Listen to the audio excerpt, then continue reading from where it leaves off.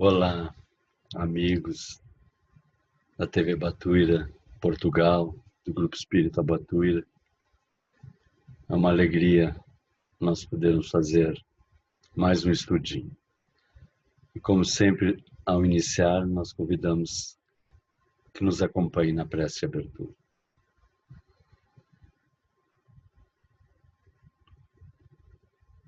Senhor, obrigado pela oportunidade que nos dás de mais uma vez nos reunirmos em Teu nome, contigo, esses amigos espirituais que nos acompanham e nos amparam, para desabrochar de nossa consciência, de nossa compreensão, principalmente de nosso coração. Abençoa-nos, Senhor, mais esse humilde propósito de crescermos contigo. Muito obrigado, que assim seja.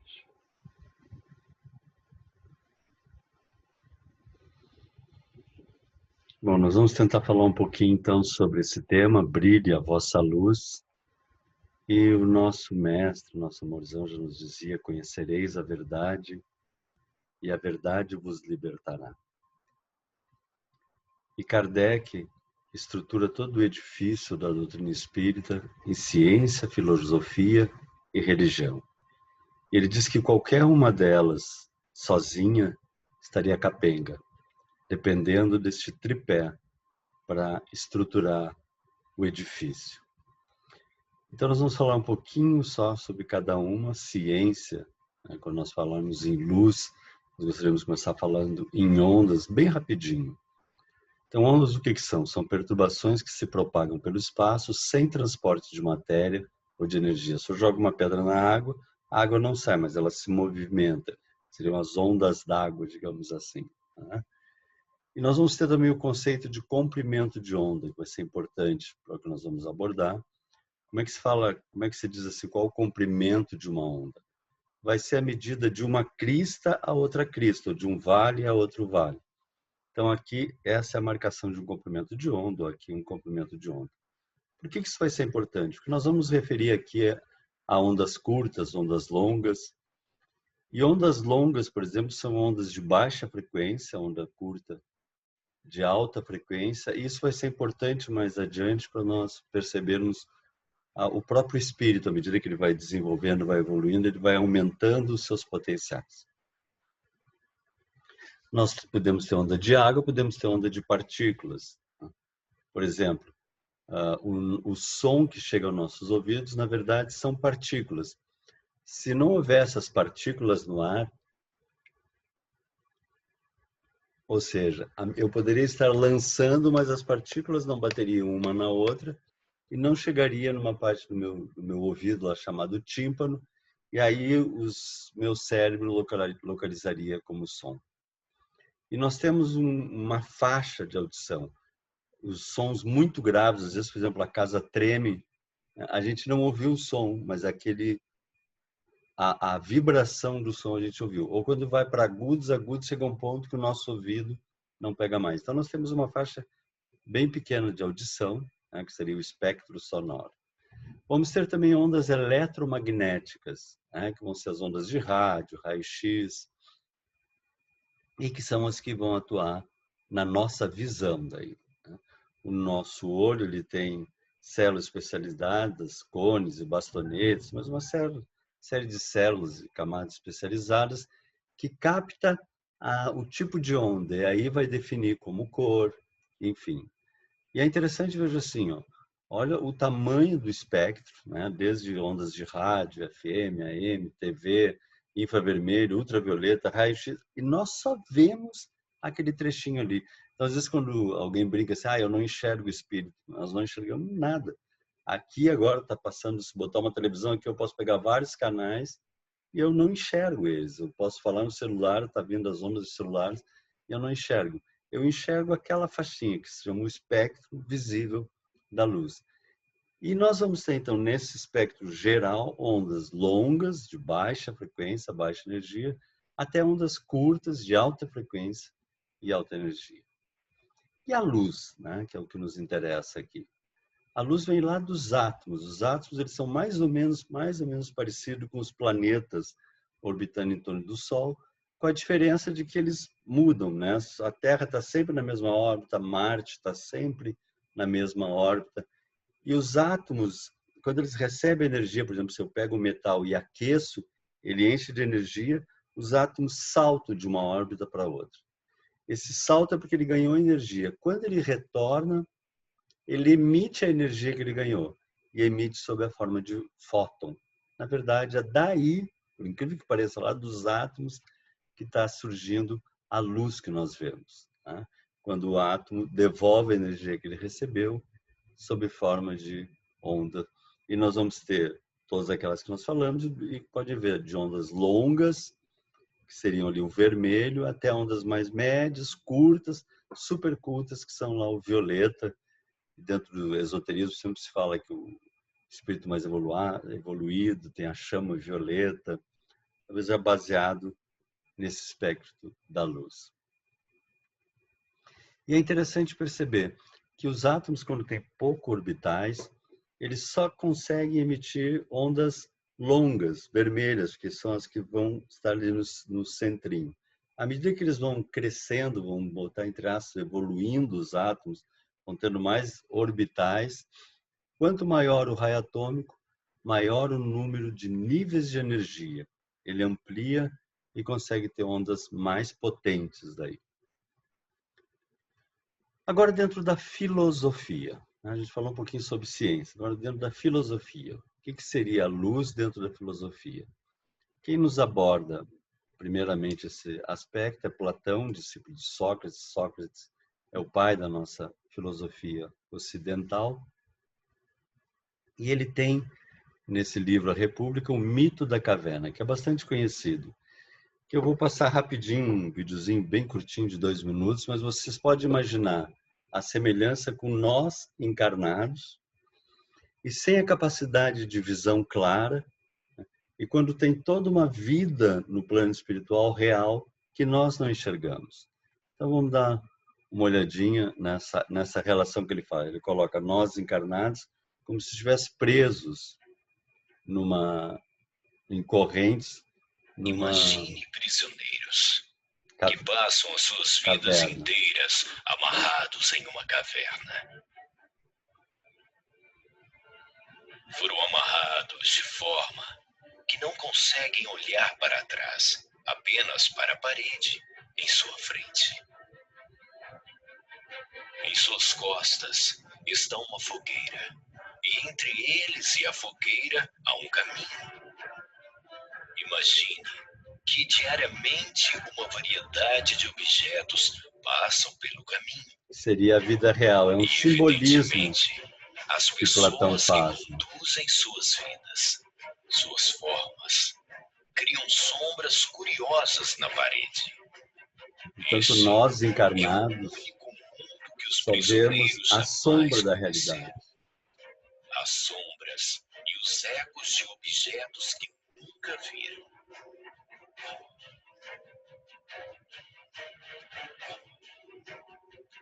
Agora, imagine que um dos prisioneiros é libertado.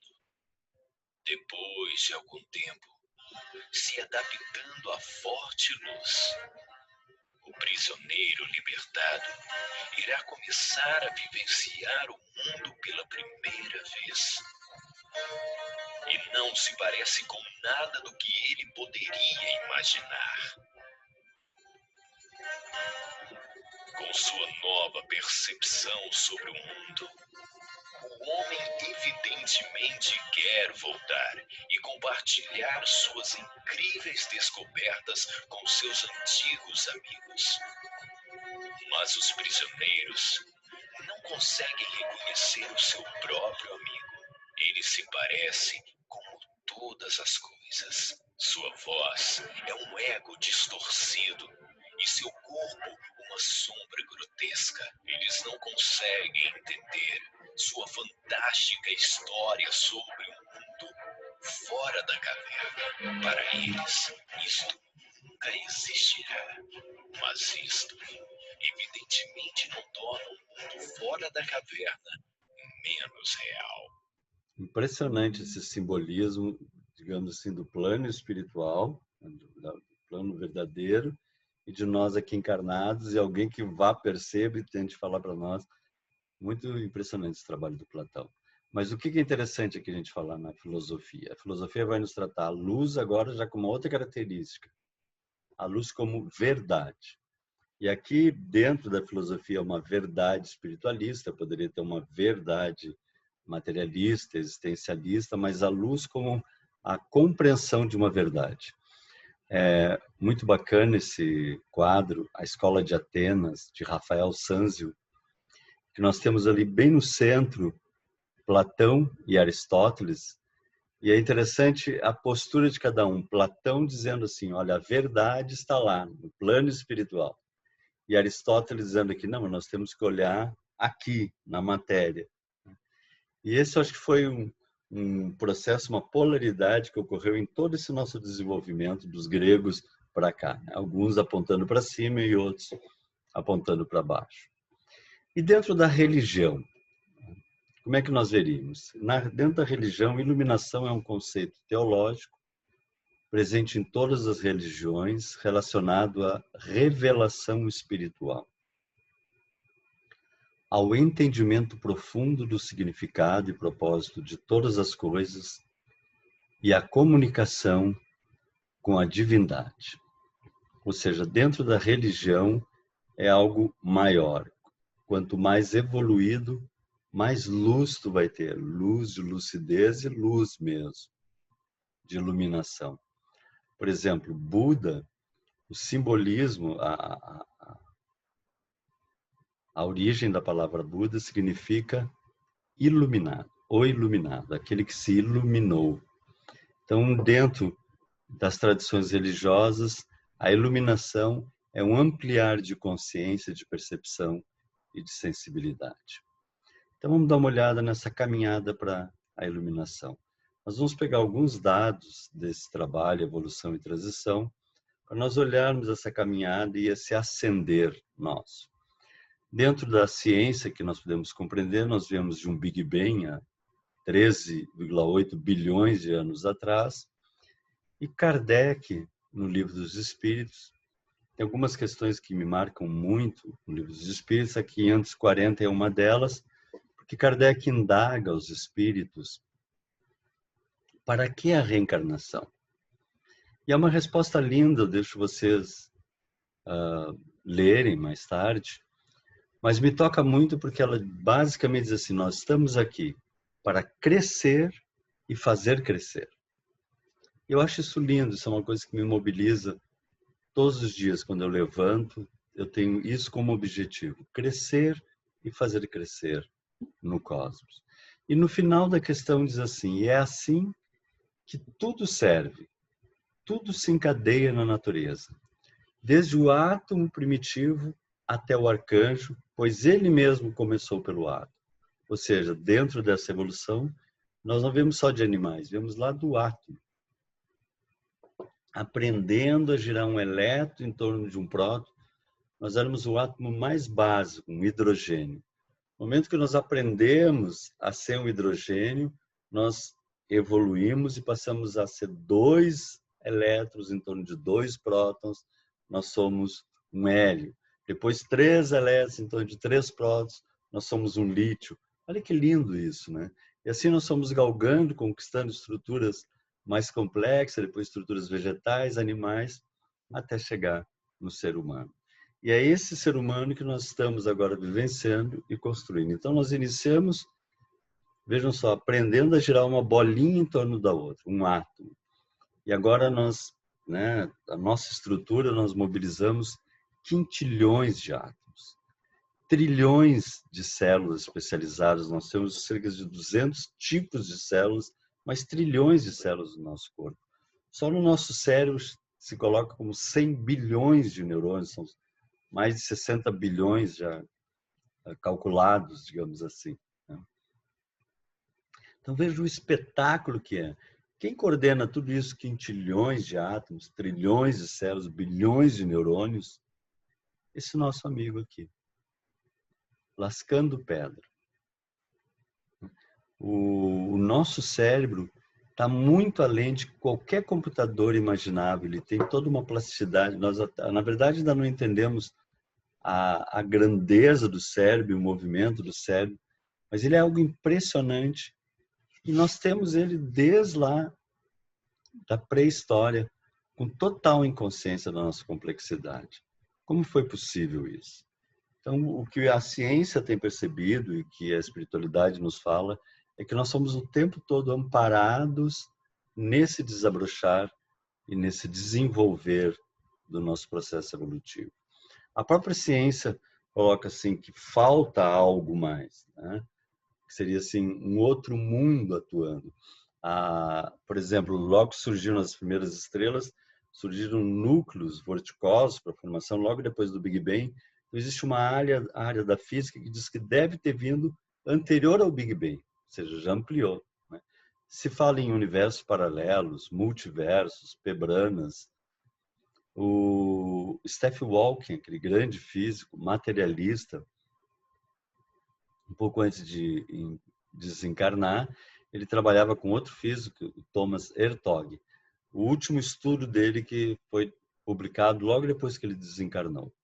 E aqui eu acho boa essa foto do Thomas Hertog, porque é bem como nós ficamos quando estamos tentando entender o universo e as leis de Deus, né?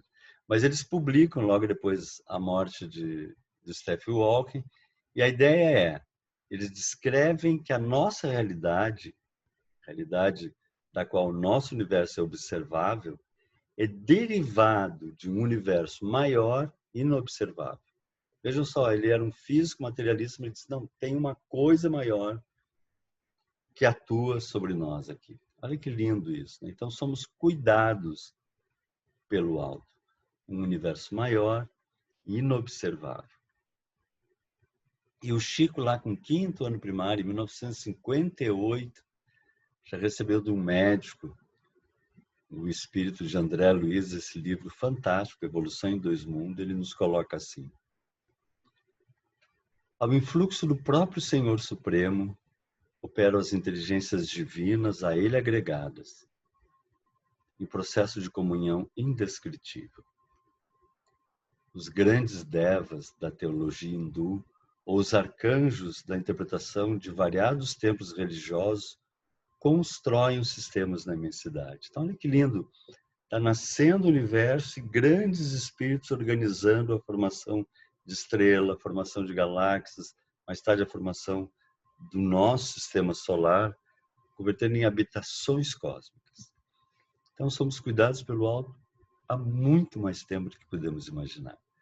E chegamos, então, até esse período aqui, né, 2 milhões como gênero Homo, nós antes ficamos australopitecos e outros, né, mas 2 milhões como gênero Homo, e há mais ou menos 160 mil anos, para 200 mil anos, nós entramos em Homo sapiens, aparece a nossa espécie atual. E nós éramos chamados caçadores-coletores. Nós saímos, né, não tínhamos uma posição fixa, saímos tentando caçar e colher o que pudéssemos comer. Em grupos de no máximo 20 indivíduos, porque nós ainda não conseguimos verbalizar, então não nos entendíamos, e éramos animais, né? Então, isso você vai pensar, animais melhorados. Então, mais de 20 já dava briga, dava problema, e quando nós encontrávamos outro grupo, dava violência, brigas, canibalismo, troca genética forçada. Éramos feras contra feras. É bem impressionante isso. E aí surge a primeira transição planetária, que tem se falado tanto sobre isso. O Kardec nos fala que no universo infinito existem infinitos orbes e cada um dentro de uma classificação evolutiva também, planetas, evolução dos planetas. Então nós vamos ter planetas bem primitivos, depois planetas de provas, expiações, planetas de regeneração, e aí ele vai continuando, mundos felizes e ditosos, enfim. Então isso são os planetas primitivos. A Terra, nessa fase, estava como um planeta primitivo. O homem lascando pedra, com total inconsciência de si e do mundo real em torno dele. E surge, então, a primeira transição, que dentro da neurociência é chamada a revolução humana. É interessante que eles, a ciência, também se espanta com esse momento que ocorreu há mais ou menos 30, 40 mil anos atrás. O Homo sapiens, comportamentalmente arcaico, de repente se transforma no Homo sapiens comportamentalmente moderno. Isso, de repente, é uma coisa de séculos, mas considerando 2 milhões de anos, isso é um salto que se deu.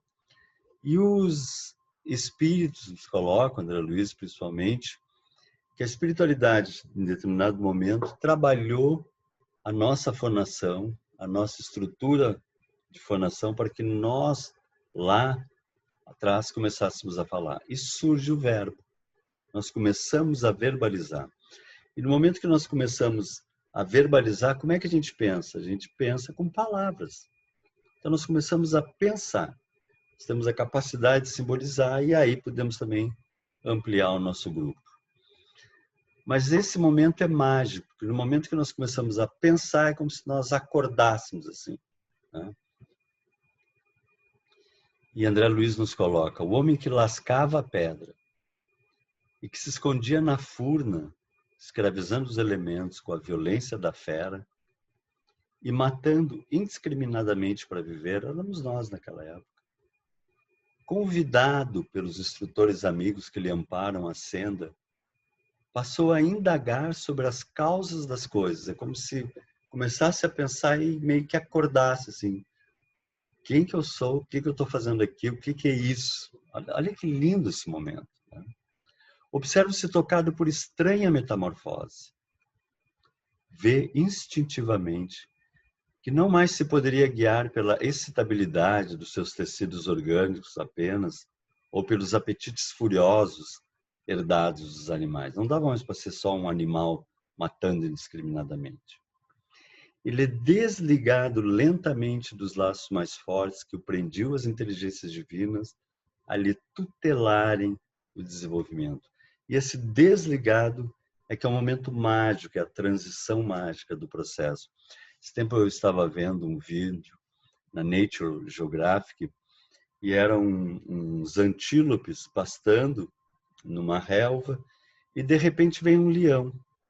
Quando o leão surge, todos os antílopes saem em disparada, que é o processo natural de fuga do animal, e o leão corre e consegue alcançar um filhote. No momento que ele pega o filhote, todos os outros param e o leão começa a comer o filhote. E os outros antílopes em volta, 2 metros distante, voltam a pastar. Como se nada tivesse acontecido. Porque eles vivem num sonambulismo, num automatismo. Parece que eles não acordaram ainda. Eles sabem que tem que fugir num ataque, acabou o ataque. Nós estaríamos assim, nossa, né? E era nesse sonambulismo que nós vivíamos. E aí eles nos desligam desse amparo maior, assim, para dizer assim, agora vocês têm que acordar. Agora tem que caminhar com os próprios passos. Olha que lindo isso. Para que se lhe afirmem as diretrizes próprias, diz André Luiz. E aí ele sente-se sozinho, esmagado pela grandeza do universo. Porque ele perdeu aquele soninho de estar mergulhado na espiritualidade, não precisa pensar em nada, não ter responsabilidade, não ter nada. E alguns de nós até hoje ainda sentimos falta de, gostaríamos de estar mergulhado nesse processo, mas precisamos caminhar, embora alguns de nós às vezes fiquemos assim. Percebe que não mais pode obedecer cegamente aos impulsos da natureza, ao modo dos animais. E nós às vezes ficamos assim, porque não podemos mais ter aquele egoísmo, a ferocidade, a poligamia, isso nos perturba. Foi então que, em se reconhecendo ínfimo e frágil diante da vida, compreendeu que perante Deus, seu Criador e seu Pai, estava entregue a si mesmo. Hora de caminhar. Hora de dar os passos para a angelitude. Que momento lindo esse, né? O o princípio da responsabilidade havia nascido. Então nós estamos lá como planetas primitivos, num sonambulismo profundo, e somos acordados. E essa é a primeira transição. Nós passamos a verbalizar, passamos a andar em grupos maiores, aí é o que nós conhecemos em toda a nossa história aqui. Surge aldeias, cidades com nível de violência animal indescritível, porque éramos animais que recém começamos a falar e andar em grupos maiores. Então, violência, assassinato, estupro, aqueles horrores que nós fizemos, né? Patriarcado, duelos, escravidão, guerras permanentes, até tão próximo de nós isso ainda, esse animal tentando se autodomesticar, digamos assim, porque é o processo nosso de co-criarmos com o Pai, co-criando o nosso processo interno, mas nunca sós. Isso é que é lindo. Embora nós caminhássemos olhando para a Terra e para a conquista da Terra e para as coisas da Terra, é como nessa figura, sempre sustentado e amparados para os amigos, nesta caminhada evolutiva, porque sabe que são criancinhas, somos criancinhas desabrochando. E não só amparados pelo alto, como também, frequentemente, amigos do alto encarnam junto a nós para nos estimularem na caminhada. Vamos lá, segue adiante, que é lindo depois que a gente consegue, né? E nós vamos ter em toda a nossa história os grandes espíritos iluminados, como Krishna aqui, falando para o seu discípulo Arjuna, as verdades da vida, Buda, que nós nos referimos lá atrás, em plena Idade Média, Idade das Trevas, Francisco de Assis vem acender a luz novamente no mundo, e tantos outros que vieram na ciência, na filosofia ou na religião, que já deram os passos adiante e retornam para nos estimular a vivermos com alegria, né? Essa vida com alegria. Aliás, até o sentido da vida se amplia. Às vezes eu vejo algumas pessoas falarem, minha vida, se referindo ao período que nasceu ali e ao período que vai morrer. Isso não é a minha vida. Isso é esta vidinha. Essa vidinha em que eu nasci há poucos anos, já estou todo rugadinho, daqui a pouquinho estou saindo. Mas a minha vida é infinita. E a minha casa é o universo do Pai. E é belíssimo quando nós passamos a viver em espírito, como nos convida o Evangelho, uma outra amplidão de vida, de percepção. Nosso próprio amorzão vem pessoalmente nos convidar a caminharmos em paz, a desenvolvermos nossos potenciais maiores. Sair da massificação, daquela posição grotesca animal, daquele pensamento igualitário que não pensa por si, está sempre repetindo, então, porque fulano falou isso, Beltrano falou aquilo, e o político disse aquilo, e surge revolta, fica aquela coisa, e o fazer, o ser, o ter, o aparecer, o ter, aqueles princípios bem primitivos, sair desse aparecer, ter, para ser o indivíduo. Eu não quero mais entrar nessa faixa de pensamento, eu não quero mais entrar nessa faixa que não me serve mais, assim como às vezes um alimento não nos serve mais, essa notícia, esse filme, essa vibração não me serve mais. Eu quero crescer livre, independente, harmônico, em paz. É isso que os Espíritos nos convidam, é isso que o Pai nos convida. Crescer e fazer crescer. Nessa escola linda, nos fala que os Espíritos nos dizem que a Terra é um jardim de infância no nosso universo. Imagino que são as universidades, se aqui é dessa beleza indescritível. Então, amar a vida. E amar esse crescimento que nós estamos tendo lá, de animais grotescos caminhando para essa criatura superior que estamos nos tornando. Sairmos daquela brutalidade que nós vivíamos para essas criaturas tão mais sensível, tão mais harmônica que todos nós, inevitavelmente, estamos nos tornando. Olha que lindo isso. E esta agora é a segunda transição que nós estamos vivendo, nesse processo lindo e mágico. Que é quando esse ser que nós estamos nos tornando conquista a ação com lucidez. Ele para pensar, ele raciocina. Antes nós éramos bem, como se diz, boizinho de presépio. Um fala, todo mundo fala, um diz, todo mundo diz. Agora a gente questiona, pensa, analisa, pensa antes de falar, pensa antes de emitir sua emoção. Nós temos mais lucidez, mais clareza mental. Aumenta a nossa sensibilidade. Eu gosto de brincar isso em palestras, que eu já falei. Às vezes a gente está caminhando com um amigo e a gente olha e diz assim, nossa, olha aquele pôr do sol. Ele olha e diz, eu estava te falando que dá vontade de pegar assim, olha. Mas ele ainda não vê a beleza de um pôr do sol. Ou toca lá uma música, toca um acorde de um violino e diz, olha só essa música. Ele diz, minha mãe gostava muito de música. E continua, dá vontade de dizer assim, ouve. Mas à medida que nós vamos evoluindo, nós vamos vendo mais, ouvindo mais, sentindo mais. Se amplia os nossos potenciais de sensibilidade e beleza. Nós caminhamos com muito mais amor. E principalmente, agora não amparados cegamente, mas lúcidos, fazemos o nosso retorno aos braços do Pai, com total lucidez e cheios de amor. Nosso amorzão, Jesus, depois da última ceia, ele reza pelos discípulos que iriam ficar. E Emmanuel nos diz que ele não pede para os discípulos, para que Deus dê aos discípulos palácios encantados, facilidades aqui na terra. Então, ele pede ao Pai que dê aos discípulos, santifica-os na verdade. E Emmanuel nos diz assim, não nos referimos a recompensas banais. Destacamos o engrandecimento espiritual. Como é bonito quando a gente encontra alguém e a gente percebe na fisionomia da pessoa, no verbo da pessoa, que é uma pessoa nobre. Ela expressa a bondade, expressa a sua elevação espiritual, é a conquista do espírito, a iluminação divina, a lucidez brilha nos seus olhos e a perfeição redentora que leva a amarmos incondicionalmente. E ele diz assim, isso ainda é inacessível ao entendimento comum, mas é o que estamos sendo convidados.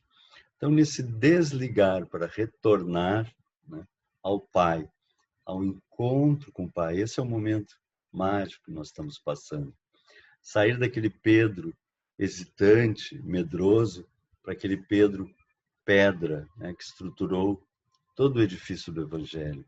O Paulo, já velhinho, dizia, não andei ansiosos por coisa alguma. Eu de mim mesmo nada posso, mas tudo posso naquele que me fortalece. Que é quando tu e o Pai são uns. E eu já conhecia essa passagem do Paulo quando me deparei com essa aqui. Eu de mim mesmo nada posso fazer. Quem diz isso? O nosso mestre. E se ele diz isto, né, o quanto para nós? Ele vivia com o Pai, eu e o Pai somos um. E esse é o encontro que nós somos convidados, a vivermos, percebermos e sentirmos o Pai dentro de nós. E nessa caminhada surge a conquista da luz. Nós falamos lá que quando o átomo é bem primário, poucos orbitais, ele só consegue emitir uma luzinha fraca, vermelha.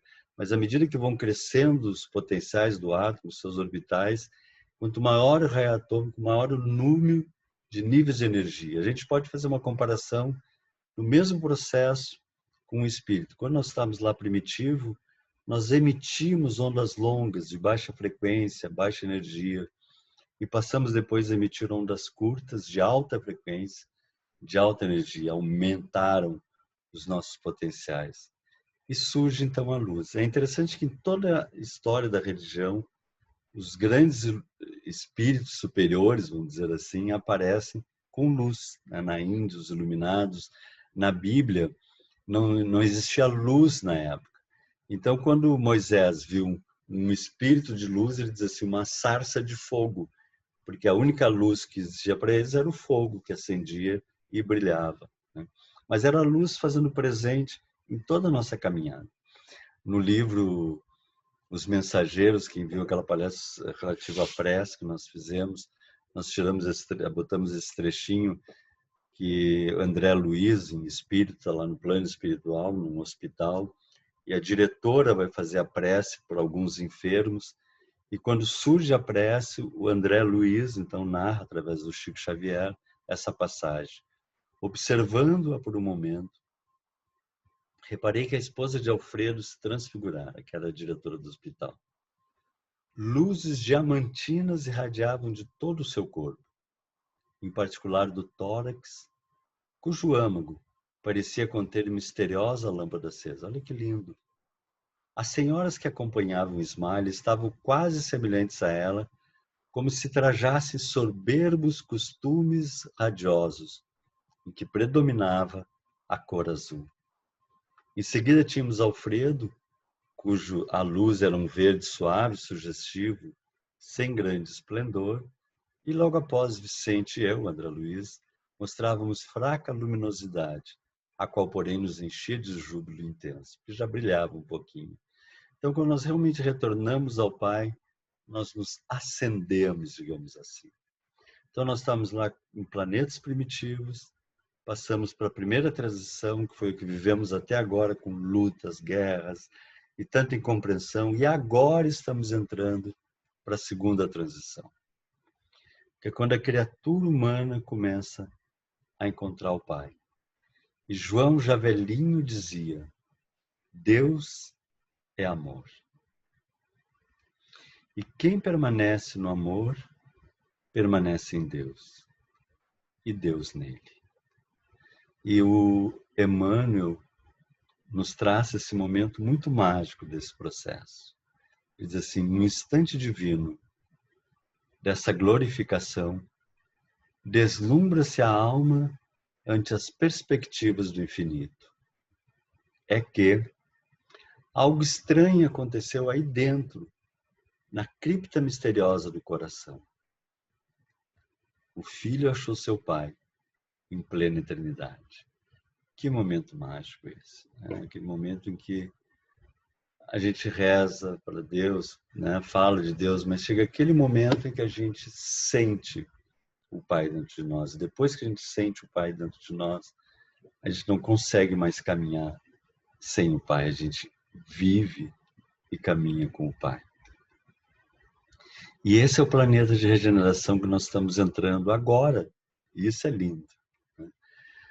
Com uma tecnologia avançadíssima, com uma medicina avançadíssima, com potenciais maravilhosos, mas principalmente os habitantes como filhos de Deus. Porque nós estamos despertando em toda a Terra a compreensão da existência de Deus, a compreensão do amor, a compreensão de que somos irmãos. Cada vez mais isso brota.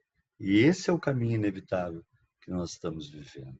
E seguimos depois para outros.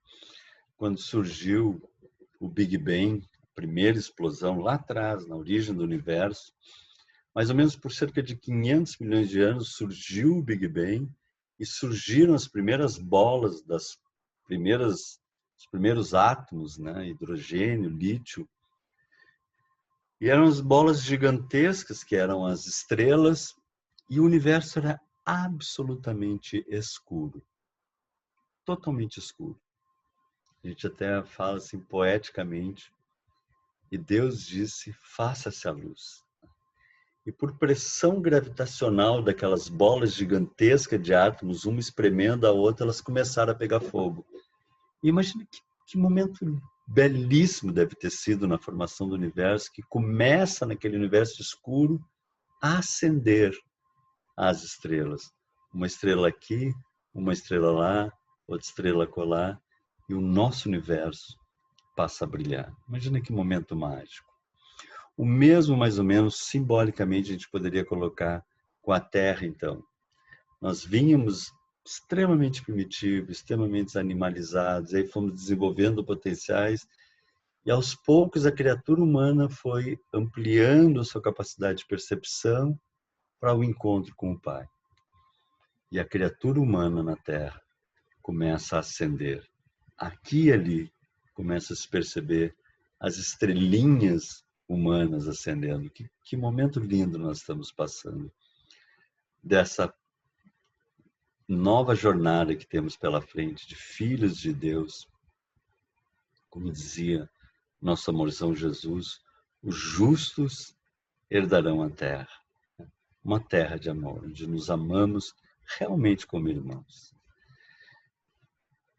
Jesus nos falava, ora, o servo não fica para sempre na casa. O filho fica para sempre. Que linda essa frase.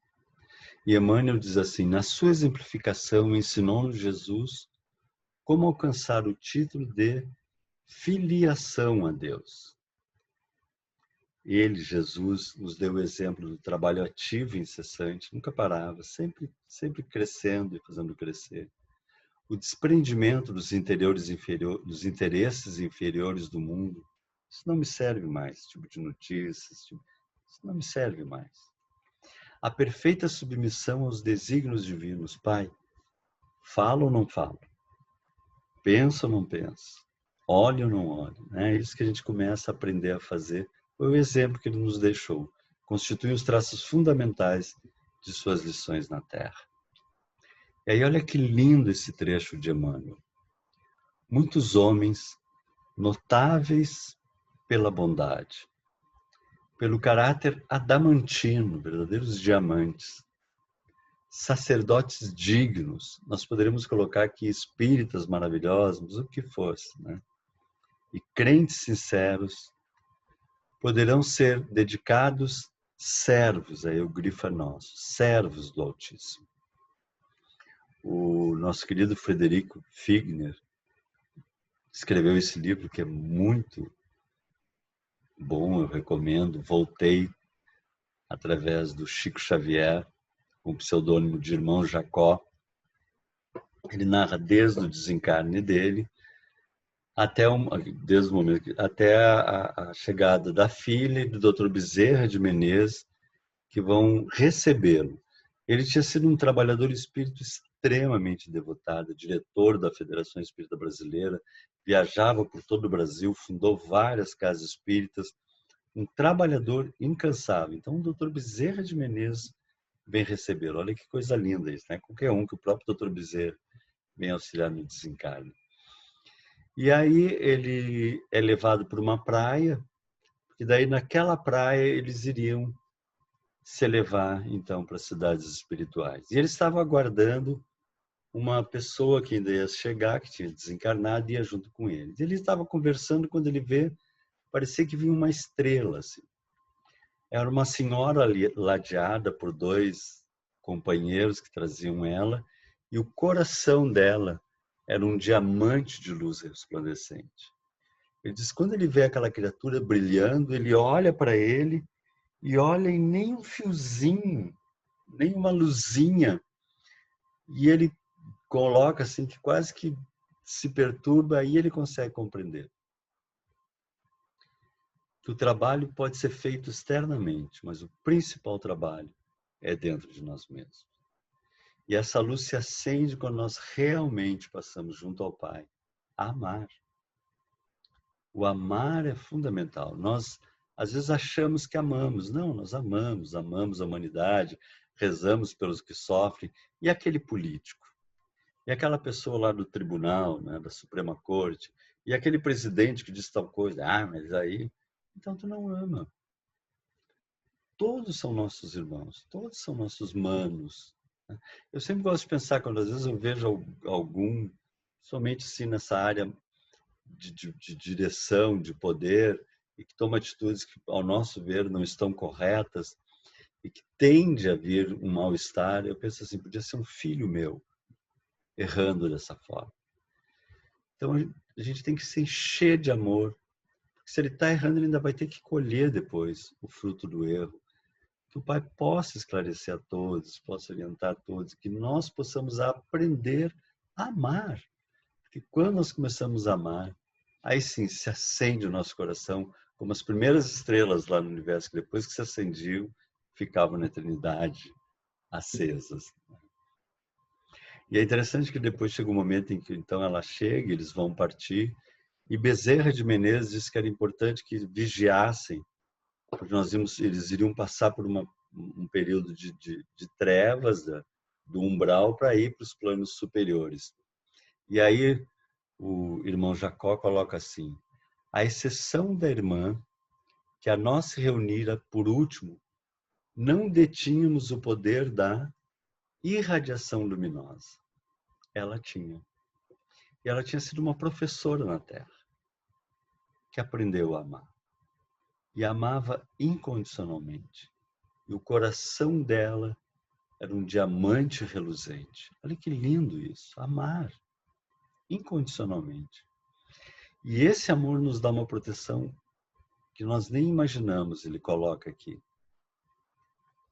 Condição de garantia ao êxito da defensiva contra qualquer assédio das trevas.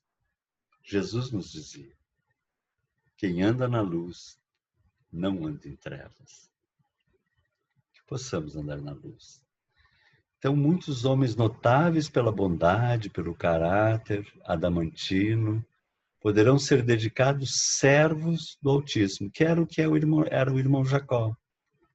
Mas o Cristo induziu-nos a ser mais alguma coisa. Convidou-nos a ser filhos, esclarecendo que esses ficam para sempre na casa.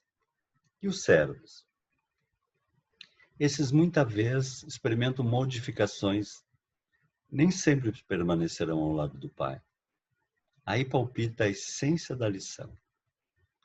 O mestre aludiu aos servos como pessoas suscetíveis de vários interesses próprios. Os filhos, todavia, possuem interesses em comum com o Pai. Os primeiros servindo a Deus e a si mesmo, então assim, eu confio em Deus, mas e o dólar que subiu? E não sei o quê. Então estão sempre angustiados nos dois processos. Porque não são ainda filhos do Pai, não percebem que pertencem ao Pai. Porque como servidores aguardam remuneração, podem sofrer ansiedades, aflições, delírios e dores ásperas. Isso são os servos. Sofrem ansiedades, aflições, delírios e dores ásperas. Os filhos, porém, estão sempre na casa, isto é, permanecerão em paz com o Pai. Superiores às circunstâncias mais duras, porque reconhecem, acima de tudo, que pertencem a Deus. Filhos de Deus, viajantes do infinito. E como dizia o nosso amorzão, vós sois deuses, brilha a vossa luz. Era isso. Muito obrigado. Que Jesus nos abençoe. Vamos fazer a nossa prece de encerramento.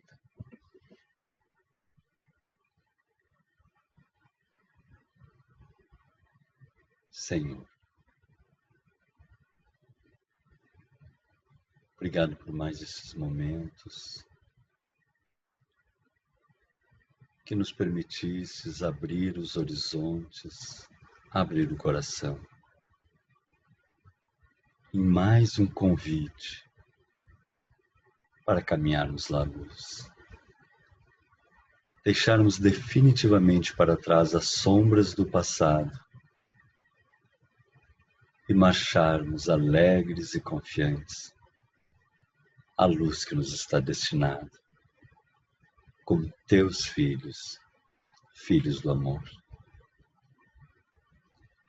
Que teu amor siga amparando nossos lares, nossos entes queridos, nosso planetinha azul, nesse lindo processo de desabrochar de nossos corações. Muito obrigado aos queridos amigos espirituais que nos assessoram. E mais uma vez, muito obrigado, Senhor. Que assim seja. Muito obrigado, então, e fiquem com Deus.